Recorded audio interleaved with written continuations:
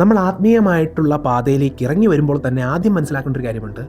നമ്മളാണോ ആ ഭഗവാനെ തിരഞ്ഞെടുത്തത്, അതോ ആ ഭഗവാനാണോ എന്നെ തിരഞ്ഞെടുത്തത്? ഇതറിയേണ്ടത് വളരെ വലിയ ഒരു ഉത്തരവാദിത്യമാണ് ഒരു ഭക്തനെ സംബന്ധിച്ചിടത്തോളം. അതിന് ഒരുപാട് കാരണങ്ങളുണ്ട്. മനുഷ്യജന്മം കിട്ടിയാൽ തന്നെ നമ്മൾ തിരഞ്ഞെടുക്കപ്പെട്ടവരാണ്. മനുഷ്യജന്മത്തിൽ മാത്രമേ നമ്മൾക്ക് ആത്മീയമായ സാക്ഷാത്കാരം ഉണ്ടാകുകയുള്ളൂ. പലതരത്തിലുള്ള യോനിയിൽ ജനിച്ചിട്ടാണ് നമ്മൾ ഒരു മനുഷ്യജന്മം ഏറ്റെടുക്കുന്നത്. ആ മനുഷ്യജന്മം ഏറ്റെടുക്കുമ്പോൾ അതിൻ്റെ ഏറ്റവും വലിയ സൗന്ദര്യം എന്ന് പറയുന്നത് ഭഗവാനെ മനസ്സിലാക്കാൻ സാധിക്കുന്നു എന്നുള്ളതാണ്. മറ്റു മൃഗങ്ങൾക്കൊന്നും ഈ കഴിവില്ല. അപ്പോൾ ആ മനുഷ്യ ജന്മം ഏറ്റെടുക്കുമ്പോൾ അത് പൂർണ്ണതയിൽ എത്തിയോ എന്നറിയണമെങ്കിൽ ആദ്യം മനസ്സിലാക്കണം, നമ്മളിപ്പോൾ ആരാധിക്കുന്ന ദേവത നമ്മളെ തിരഞ്ഞെടുത്തതാണോ? മനുഷ്യനായിട്ട് ജനിക്കുമ്പോൾ തന്നെ നമ്മൾ എല്ലാം കൊണ്ടും തിരഞ്ഞെടുക്കപ്പെട്ടിരിക്കുന്നു. പക്ഷേ ഇപ്പോൾ ആരാധിക്കുന്ന ദേവത നമ്മൾ തിരഞ്ഞെടുത്തതാണോ, നമ്മളെ തിരഞ്ഞെടുത്തതാണോ? എങ്ങനെ മനസ്സിലാവും? അതായത് ആദ്യം മനസ്സിലാക്കണം, ഇപ്പോൾ സോഷ്യൽ മീഡിയയുടെ യുഗമായതുകൊണ്ട് ഞാൻ പറയുകയാണ്, ട്രെൻഡിങ് ലിസ്റ്റിൽ വന്നുപോയ ദേവതനെയാണോ നമ്മൾ ആരാധിക്കുന്നത്? അതായത് പല പള്ളിയും അമ്പലവും ഒക്കെ കയറി ഇറങ്ങിയതിന് ശേഷം അവിടെ ഒന്നും ഫലം ലഭിക്കാതെ വന്നപ്പോൾ യൂട്യൂബ് തുറന്നപ്പോൾ കണ്ടു, ഈ ദേവിയെ വിളിക്കൂ, ഈ ദേവി നിങ്ങൾക്ക് സമ്പാദ്യവും ഐശ്വര്യവും എല്ലാം തരും. അങ്ങനെ ട്രെൻഡിങ് ലിസ്റ്റിലായതുകൊണ്ട് ആരാധിക്കുന്നത്. ഇപ്പോൾ ഒരുപാട് പേര് ഒരു കാലത്ത് വരാഹി ദേവിയെ വിളിച്ചിരുന്നു, ഒരുപാട് പേര് ഒരു കാലത്ത് മുരുകനെ വിളിച്ചിരുന്നു. ഇങ്ങനെ ഓരോ ടൈമിൽ ഓരോ ട്രെൻഡിങ് ലിസ്റ്റിൽ ഓരോ ദേവതമാർ കയറുമ്പോൾ അതിനൊപ്പം ആ ദേവതയോടുള്ള ഇഷ്ടം കൊണ്ടല്ല, കഥ കേട്ടിട്ടല്ല, രൂപം കണ്ടിട്ടല്ല, ആ ദേവതയെ വിളിച്ചാൽ എന്ത് ഫലം കിട്ടും അതിനുവേണ്ടി മാത്രം ആ ഭഗവാന്റെ പുറകെ പോയവരുണ്ട്.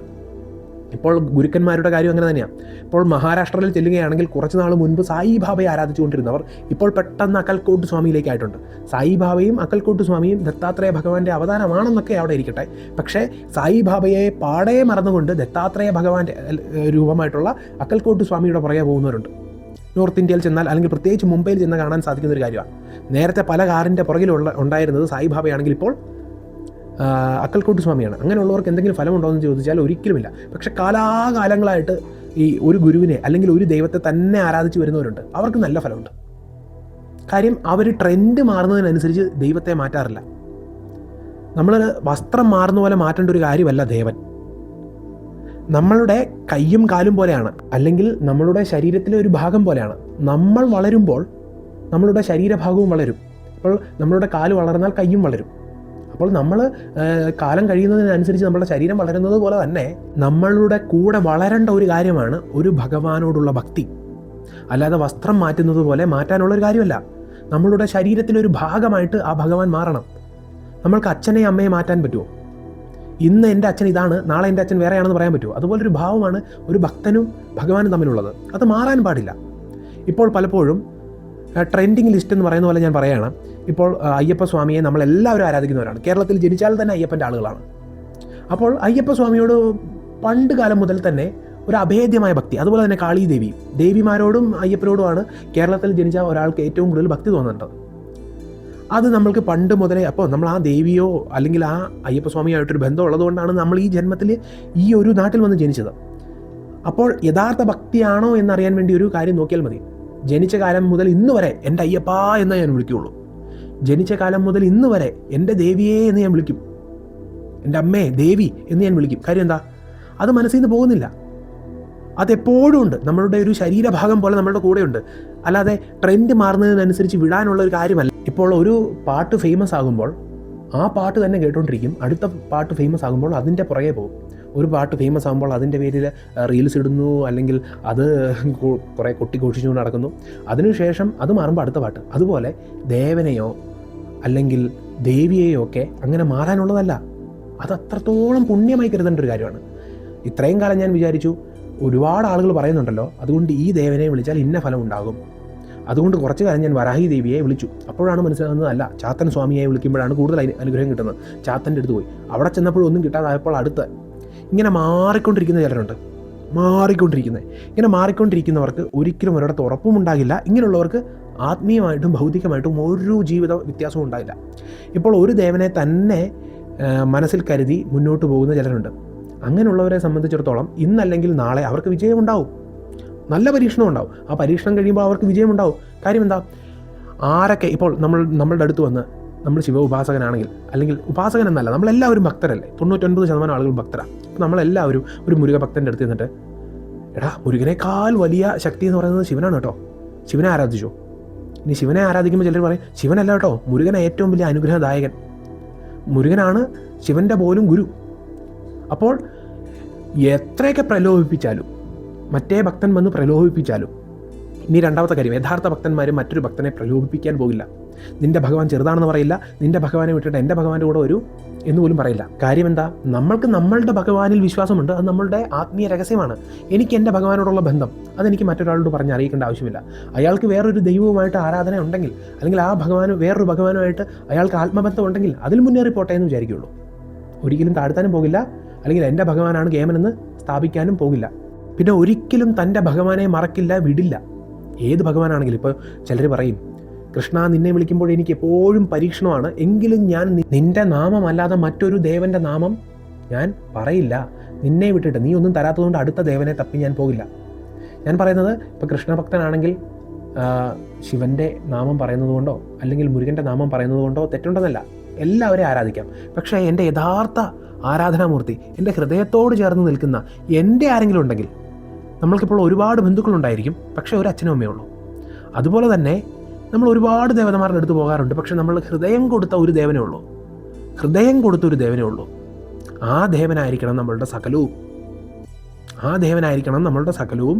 ആ സകലം എന്നുള്ള ഉറപ്പോടുകൂടി എത്ര പരീക്ഷണം വന്നാലും, എത്ര കഠിനത വന്നാലും നമ്മൾക്ക് മറക്കാൻ ഒരു ദിവസം പോലും ആ ദേവൻ്റെ മുഖത്തോട്ടൊന്നും നോക്കാതിരിക്കാൻ പറ്റാത്ത അത്രയും വലിയൊരു കണ്ടീഷനിലേക്ക് നമ്മളുടെ ജീവിതം പോയി. എന്തൊക്കെ സംഭവിച്ചാലും എൻ്റെ കൃഷ്ണ നിൻ്റെ മുഖം ഒന്ന് കാണാതെ, എൻ്റെ മുരുക നിൻ്റെ മുഖം ഒന്ന് കാണാതെ, എത്ര പരീക്ഷണം വന്നാലും ഇനി ആരും മുരുകനെ ഓർക്കുന്നില്ലെങ്കിലും, അതായത് ഇപ്പോൾ മുരുകനെക്കുറിച്ച് ആരും സംസാരിക്കുന്നില്ല, മുരുക ഭക്തരും ഇല്ല, നിങ്ങൾ മാത്രമേ ഉള്ളൂ, എങ്കിലും നിങ്ങൾ ആ ഭക്തിയിൽ ഉറച്ചു നിൽക്കും. ഇനി ഒരുപാട് മുരുക ഭക്തർ വന്നാലും നിങ്ങൾ അവിടെ ഉറച്ചു നിൽക്കും. ഇനി നാളെ ഇവരാരും ഇല്ലാതായാലും നിങ്ങൾ അവിടെ ഉറച്ചു നിൽക്കും. ഓരോ സമയത്ത് ഓരോ ദേവന്മാരിങ്ങനെ ഫേമസ് ആകും. ഫേമസ് ആകുന്ന ദേവന്മാർ അടുത്ത ദിവസം ഫേമസും ആയിരിക്കില്ല, അവരെ വിളിക്കുന്ന ആരും കാണുകയുമില്ല. പക്ഷേ എപ്പോഴും നിങ്ങൾ ആ ദേവനെ ഓർത്തുകൊണ്ടിരിക്കും. കൃഷ്ണനെ ആളുകൾ ഓർത്താലും ഇല്ലെങ്കിലും, കൃഷ്ണൻ്റെ ഒരു പടം ഇറങ്ങിയാലും ഒരു സിനിമ ഇറങ്ങിയാലും അല്ലെങ്കിൽ കൃഷ്ണൻ്റെ ഒരു സംഗീതം ഇറങ്ങിയാലും ഇല്ലെങ്കിലും, നിങ്ങളെപ്പോഴും കൃഷ്ണൻ്റെ കൂടെയാണ്. ആരെങ്കിലും വിളിക്കുന്നു അല്ലെങ്കിൽ ഫേമസ് ആണ് എന്ന് വിചാരിച്ചല്ല നിങ്ങൾ ആ ഭഗവാനെ തിരഞ്ഞെടുക്കുന്നത്. ആ ഭഗവാൻ നിങ്ങളുടേതാണ്. നമ്മളുടെ അച്ഛൻ്റെയും അമ്മയുടെയും കൂടെ നിൽക്കുമ്പോൾ ആ അച്ഛനും അമ്മയ്ക്കും നല്ല കാലം ഉണ്ടാവും, മോശം അവസ്ഥയുണ്ടാവും. അപ്പോഴെല്ലാ അച്ഛൻ്റെയും അമ്മയുടെയും കൂടെ നമ്മൾ. അതുപോലെ ആ ദേവൻ ഇപ്പോൾ ചിലപ്പോൾ പല ദേവന്മാരെക്കുറിച്ച് മോശം പറയുന്ന സമയങ്ങളുണ്ട്. ഈ ദേവൻ അങ്ങനെയാണ് ഇങ്ങനെയാണ്. ഇപ്പോൾ നമ്മളുടെ അയ്യപ്പസ്വാമി തന്നെ എടുത്തു നോക്കിയുള്ളൂ, എത്രയൊക്കെ അവസ്ഥാന്തരങ്ങളിലൂടെയാണ് ഭഗവാൻ കടന്നുപോയത്. ആ അവസ്ഥാന്തരങ്ങളിലെല്ലാം ഭഗവാന്റെ കൂടെ നിന്നവരല്ലേ പരാഭക്തന്മാർ, ഏറ്റവും ഉന്നത ഭക്തന്മാർ. അതുപോലെ തന്നെ അയ്യപ്പൻ്റെ കാര്യം എടുത്തു നോക്കൂ. ഞാൻ വെറുതെ പറഞ്ഞതല്ല. ഇപ്പോൾ ചിലർ പറയുന്നു അയ്യപ്പൻ എന്ന് പറയുന്നത് ചാത്തനാണ്, ചിലർ പറയുന്നു അല്ല അത് വേറൊരു മൂർത്തിയാണ്. പല തരത്തിലും പലതും പറയുന്നുണ്ട്. അപ്പോൾ നമ്മൾ ഒരു കാര്യം മനസ്സിലാക്കിയാൽ മതി, പരായ ഗുപ്തൻ എന്നാണ് ഭഗവാന്റെ പേര്. പരായ ഗുപ്തൻ ആ മന്ത്രത്തിൽ തന്നെ ഉള്ളതാണ്, മൂലമന്ത്രത്തിലുള്ളതാണ് പരായ ഗുപ്തൻ. അപ്പോൾ തന്നെ മനസ്സിലാക്കണം അത്രയും ഗുപ്തമായി സൂക്ഷിക്കേണ്ട ഭഗവാനാണ്. അതുകൊണ്ടാണ് പല ഗുരുക്കന്മാർ പോലും ഇതിനെക്കുറിച്ച് പുറത്ത് പറയാത്തത്. ഞാൻ ഒരിക്കലും വീഡിയോ ചെയ്യലാത്തും, ഞാൻ ഒരിക്കലും പറയലാത്തും. എന്നോടൊരു മഹാൻ പറഞ്ഞതാണ്, എന്നോടൊരു മഹാൻ ഉപദേശിച്ചതാണ്, നീ ഒരിക്കലും അയ്യപ്പനെക്കുറിച്ച്, നീ ഒരിക്കലും ശാസ്താവിനെക്കുറിച്ച് പറയരുത്. അതിൻ്റെ സൗന്ദര്യം എന്ന് പറയുന്നത് അത് ആ ഭഗവാനെക്കുറിച്ച് പറയാതിരിക്കുമ്പോഴാണെന്ന്. അപ്പോൾ ഇങ്ങനെ പല നിഗൂഢതകളുമുള്ള ആ ഭഗവാനോട് പോലും ആ ഭക്തി തോന്നിക്കഴിയുമ്പോൾ ആരും എന്തും പറഞ്ഞോട്ടെ, ഞാൻ അയ്യപ്പൻ്റെ കൂടെയാണ്, ഞാൻ അയ്യപ്പ ഭക്തനാണ്, അതിലൊരു മറ്റ് മറു ചിന്തയുമില്ല. അതാണ് ഭാവം, അതാണ് ഭാവം. പിന്നെ ഞാനിപ്പോൾ അയ്യപ്പനെക്കുറിച്ച് പറഞ്ഞപ്പോൾ പറഞ്ഞതേ ഉള്ളൂ. ഒരിക്കലും നിങ്ങൾ മനസ്സിലാക്കില്ല അയ്യപ്പനെക്കുറിച്ച്. അങ്ങനെ പൂർണ്ണമായിട്ടും മനസ്സിലാക്കി എന്ന് പറയുന്ന ഒരാൾ വെറുതെ പറയുന്നതാണ്. മനസ്സിലാക്കാൻ പറ്റാത്ത സ്വരൂപമാണ് ആ ഭഗവാന്റെ സ്വരൂപം തന്നെ. അങ്ങനെയാണ് പരായ ഗുപ്തൻ. ഒരിക്കലും മനസ്സിലാക്കാൻ സാധിക്കില്ല. പഠിക്കാനും പോകരുത്, പറയാനും പോകരുത്, സ്ഥാപിക്കാനും പോകരുത് അയ്യപ്പൻ്റെ കാര്യത്തിൽ. അയ്യപ്പൻ ശാസ്താവ്, നമ്മൾ പറയും ശാസ്താവിൻ്റെ അവതാരമായിട്ടുള്ള അയ്യപ്പൻ എന്തും പറഞ്ഞോട്ടെ. അവിടെ തന്നെ എത്ര കൺഫ്യൂഷനാണ്. ഇപ്പോൾ പറയാം 5 പടികളുടെ അപ്പനായിട്ട് നിൽക്കുന്ന 6ാമത്തെ പടി, 6ാമത്തെ നിലയാണെന്ന് പറയും. അതിലൊരുപാടുണ്ട്, 6ാമത്തെ ചക്രമാണ്, അങ്ങനെ പലതും പറയാറുണ്ട്. എന്ത് ഭയങ്കരല്ലേ, ഒരിക്കലും പഠിക്കാൻ ശ്രമിക്കരുത്, ഒരിക്കലും ചിന്തിക്കാൻ ശ്രമിക്കരുത്. ഭക്തി മാത്രം കൊടുക്കാവുള്ളൂ. അയ്യപ്പനാണ് പറയേണ്ടത്, അല്ലെങ്കിൽ ശാസ്താവാണ് പറയേണ്ടത്, ആ ഭക്തനാണ് പറയേണ്ടത്. ആരാണ് ആ ഭക്തൻ വെളിപ്പെടുകയാണ്. അപ്പോൾ ഞാൻ പറഞ്ഞപ്പോൾ പറഞ്ഞു എന്നുള്ളൂ. അപ്പോൾ എന്താണെങ്കിലും അങ്ങനെ എത്ര മൂർത്തികൾ, അങ്ങനെ എത്ര ഭാവങ്ങൾ പലതരത്തിലുള്ള അവസ്ഥാന്തരങ്ങളിലൂടെ കടന്നു പോയിട്ടും പലരും പറയും കൃഷ്ണനെ വിളിക്കരുത്, ഭയങ്കര പരീക്ഷണം കേട്ടോ, ഭയങ്കര പരീക്ഷണം എന്ന് പറഞ്ഞാൽ നിൻ്റെ ജീവിതം തന്നെ അതിൻ്റെ പുറകെ പോകും എന്ന് പറയും. എന്നിട്ടും എൻ്റെ കൃഷ്ണ എനിക്ക് നിന്നെ മതി എന്ന് പറയുന്നവരുണ്ടല്ലോ. അല്ലെങ്കിൽ ഇപ്പോൾ ചിലർ പറയും ഭഗവാൻ ശിവനെ ആരാധിക്കരുത് കേട്ടോ, ആത്മീയമായിട്ടുള്ള ഉയർച്ച മാത്രമേ ഉണ്ടാവുള്ളൂ, എനിക്കത് മതി എന്ന് പറയുന്നവരുണ്ട്. അല്ലെങ്കിൽ കാളി ദേവിയെ വിളിക്കരുത് കേട്ടോ. അത്രയ്ക്ക് ഉഗ്രമായ സ്വരൂപമാണ്. ആ സ്വരൂപത്തെ താങ്ങാൻ നമുക്ക് സാധിക്കില്ല. ആ അമ്മയുടെ മുഖത്തോട്ട് നോക്കാൻ സാധിക്കില്ല. അത്രയ്ക്കും ഘോരമായിട്ടുള്ള രൂപമാണ്.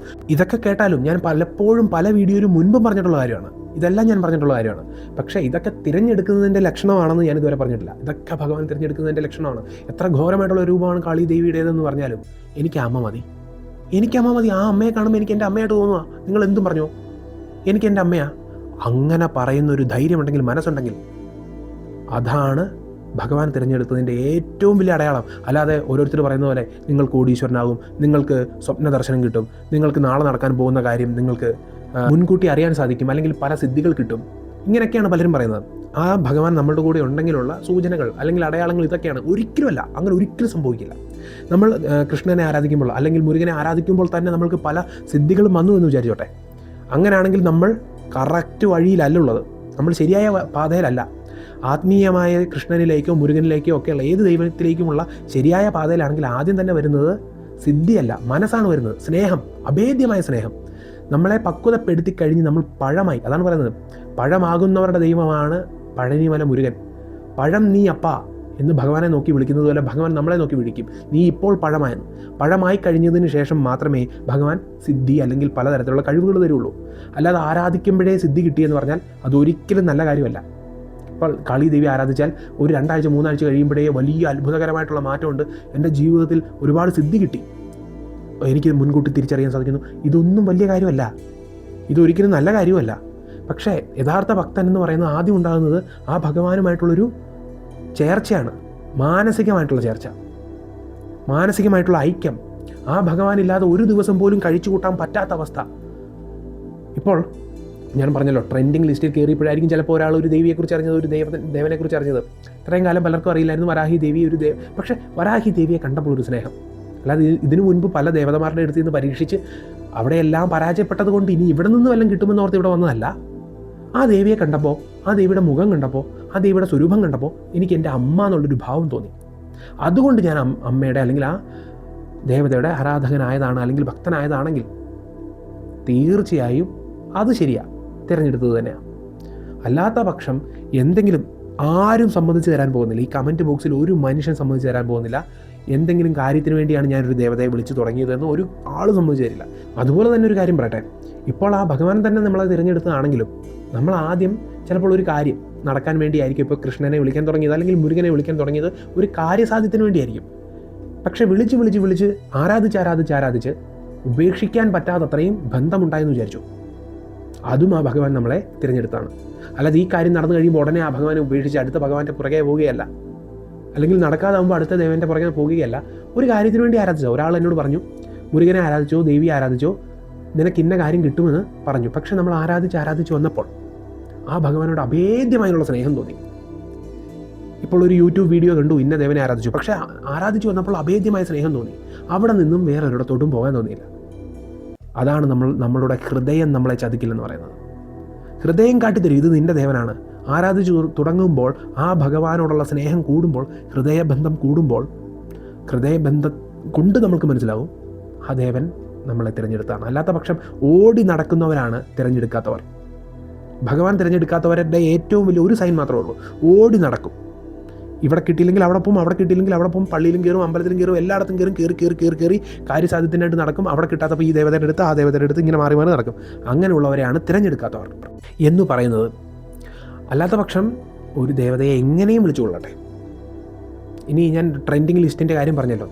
ഇനി ചിലർ ഓർക്കും, ഞാൻ ഭഗവാനെക്കുറിച്ച് അറിഞ്ഞത് ഒരാൾ പറഞ്ഞിട്ടാണ്, ട്രെൻഡിങ്ങിലായതുകൊണ്ടാണല്ലോ, യൂട്യൂബിൽ വീഡിയോ വന്നതുകൊണ്ടാണല്ലോ. പക്ഷേ ആ ദേവനെ കണ്ടപ്പോൾ തന്നെ നമ്മൾക്കൊരു സ്നേഹം തോന്നിയില്ലേ? ആ സ്നേഹം തോന്നിയത് കൊണ്ടല്ലേ നമ്മളിപ്പോഴും ആരാധിക്കുന്നത്. പിന്നെ വേറെ ആരെയും വിളിക്കാനും തോന്നിയില്ലല്ലോ. അങ്ങനെയാണെങ്കിൽ നിങ്ങൾ ഭക്തർ തന്നെയാണ്. ഇപ്പോൾ ട്രെൻഡിങ്ങിൽ കയറിയപ്പോൾ ആയിരിക്കും ചിലപ്പോൾ നമ്മൾ ആ ദൈവത്തെക്കുറിച്ച് അറിഞ്ഞത്.